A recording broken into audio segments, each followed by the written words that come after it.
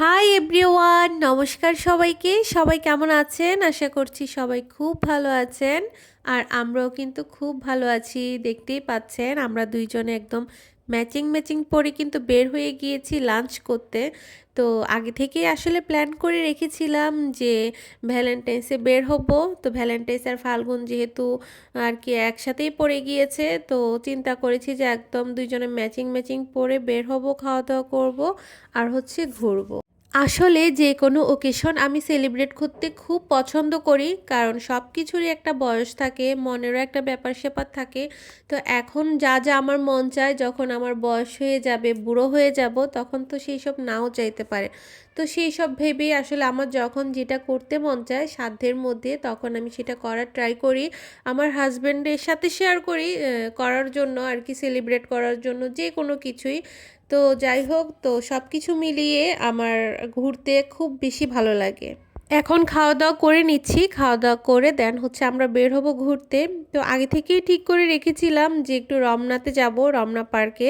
ওখানে একটু picture videos নিব, একটু টাইম স্পেন্ড করব। দেন হচ্ছে একটু দোয়েল চত্বরে যাওয়ার ইচ্ছা আছে।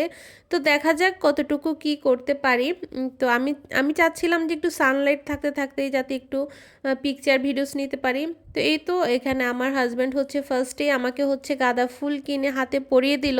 তো ফুল বরাবরের মতোই আমার খুব পছন্দের। তো এখানে হচ্ছে মাম্মামকে হচ্ছে বেলুন নিয়ে দিচ্ছিল, দেখতেই পাচ্ছেন। বাসা থেকে যখন বের হই তখন রাস্তায় যখন আমার মতো মানুষ দেখতে পাচ্ছিলাম না, মানে বসন্তের ড্রেস পরা আর কি, বা হচ্ছে ফুল নিয়ে তেমন কাউকেই দেখতে পাচ্ছিলাম না। তো আমি চিন্তা করছিলাম শুধুমাত্র কি আমি সেলিব্রেট করতে বের হয়েছি, পরে রমনাতে যখন আসি তখন তো দেখা যাচ্ছে যে এত পরিমাণে মানুষ। তো দেখে বেশ ভালো হয়ে গিয়েছিল আমার মনটা।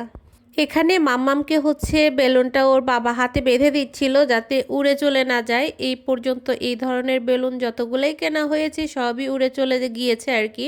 তো যাই হোক, এখানে হচ্ছে অনেকগুলো ফুলের দোকান ছিল। তো সেখান থেকেই হচ্ছে আমার হাজব্যান্ড ও পছন্দ করে আমার জন্য একটা ফুল কিনে দিচ্ছিল আর কি।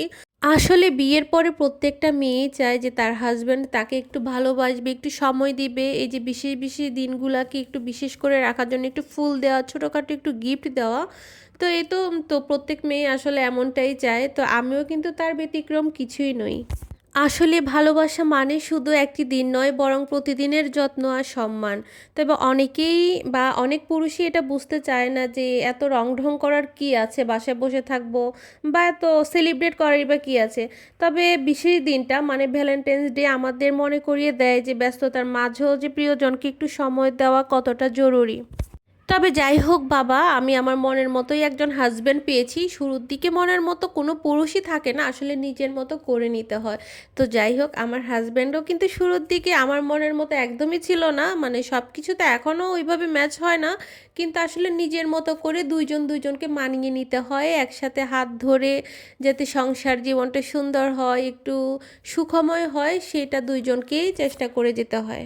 শুধুমাত্র ভালোবাসা করে প্রেম করে বিয়ে করলেই যে তার মধ্যে প্রেম থাকবে তারও কোনো কিন্তু কথা নেই। যেমন এই যে আমাদের ধরুন, আমাদের কিন্তু দুইজনকে কাউকে আমরা সেভাবে চিনতাম না, 15 দিনের মধ্যে আমাদের দেখাশোনা বিয়ে সব কিছুই হয়ে গিয়েছে।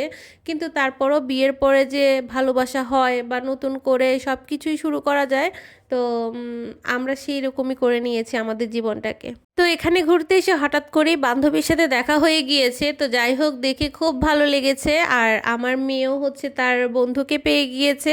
তো ওরা কিছুক্ষণ হচ্ছে একটু খেলাধুলা করছিল আর আমরা সবাই হচ্ছে যার যার মতো করে টাইম স্পেন্ড করছিলাম। আর এই যে এখানে দেখুন, আম গাছে এত সুন্দর মুকুল এসেছে, এবার প্রত্যেকটা আম গাছেই বলা যায় যে অনেক সুন্দর মুকুল এসেছে। তো দেখতে খুব ভালো লাগছিল। তো এখানে হচ্ছে সন্ধ্যা পর্যন্ত রমনাতেই ছিলাম। তো আনফর্চুনেটলি যখন দোয়েল চত্বর যাই, কার্জন হলেও যাই, তখন হচ্ছে আমার ফোনের চার্জ একদম শেষ হয়ে ফোনটা একদমই বন্ধ হয়ে গিয়েছিল। তো সব শেষে আমি আমার হাজব্যান্ডের উদ্দেশ্যে একটু বক্তব্য রাখতে চাচ্ছি, যে আমার হাজব্যান্ডকে বলছি যে সবসময় এভাবেই রোমান্টিক থাকতে হবে। যদিও তুমি সেরকম কোনো রোমান্টিক মানুষ নও, আমি এই রোমান্টিক করে নিই আর কি, তো সেটা কোনো ব্যাপার না। তো যাই হোক, সবসময় এমন থাকতে হবে, তো সবসময় আমাকে এভাবে ঘুরতে নিতে হবে। আর মাঝে মধ্যে একটু শপিং করে দিলে আমার মনটা খুব ভালো থাকবে।